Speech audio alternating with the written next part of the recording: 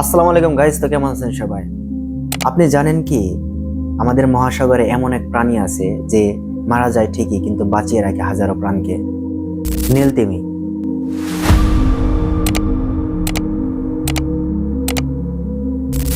নীলতিমি বর্তমান বিশ্বের সবচেয়ে বড় প্রাণী, যার দৈর্ঘ্য প্রায় 100 ফিট পর্যন্ত হয়ে থাকে, যা বড় 3টি স্কুল বাসের সমান, এবং যার ওজন প্রায় 200 টন পর্যন্ত হয়ে থাকে, যা প্রায় বড় 16টি বাসের সমান।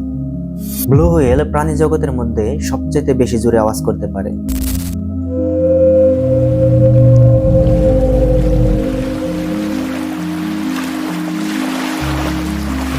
যার আওয়াজ পরিমাপে দেখা যায় প্রায় 188 ডেসিবেল পর্যন্ত পৌঁছায়, যা বর্তমান বিশ্বের জেট ইঞ্জিনের চাইতে বেশি, কেননা একটি জেট ইঞ্জিন সর্বোচ্চ 140 ডেসিবেল পর্যন্ত আওয়াজ করতে পারে। আর নীলতিমি এই আওয়াজ মহাসমুদ্রের ভিতরে একে অপরের সাথে যোগাযোগ করতে ব্যবহার করে থাকে। একটি নীলতিমি গড়ে প্রায় 80 থেকে 90 বছর বেঁচে থাকে। সর্বোচ্চ বেঁচে থাকা নীলতিমির বয়স ছিল আনুমানিক 110 বছর। আর এই ব্লু হুইল একদিনে প্রায় 4 টন পর্যন্ত খাবার খেতে পারে, যা পুরো একটি হাতির সমান। হুইল যখন মাছের ঝাঁক শিকার করে, তখন মাছের সাথে প্রচুর পরিমাণে পানি তার মুখের ভিতরে প্রবেশ করে, কিন্তু তার মুখে থাকা ফুলকার মাধ্যমে পানি বেরিয়ে যায়, মাছ আটকা পড়ে। কিন্তু ফ্যাক্ট হলো, তিমি মারা যাওয়ার সাথে অন্যান্য প্রাণীর বেঁচে থাকার কারণ কি?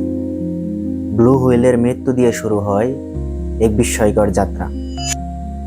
ব্লু হুইল যখন মারা যায়, আর মারা যাওয়ার আগে সে বুঝতে পারে যে তার সময় অতি নিকটে, আর তখন সে তার সমস্ত শক্তি একত্র করে সে পাড়ি জমায় মহাসমুদ্রের দিকে।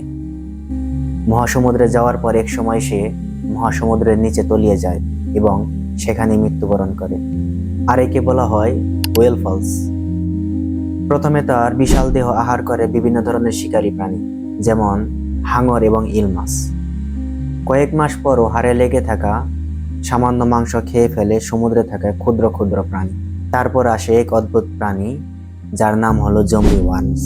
আর তারা হাড়ে বিশেষ ধরনের অ্যাসিড ছড়িয়ে ফ্যাট ও প্রোটিন বের করে আনে।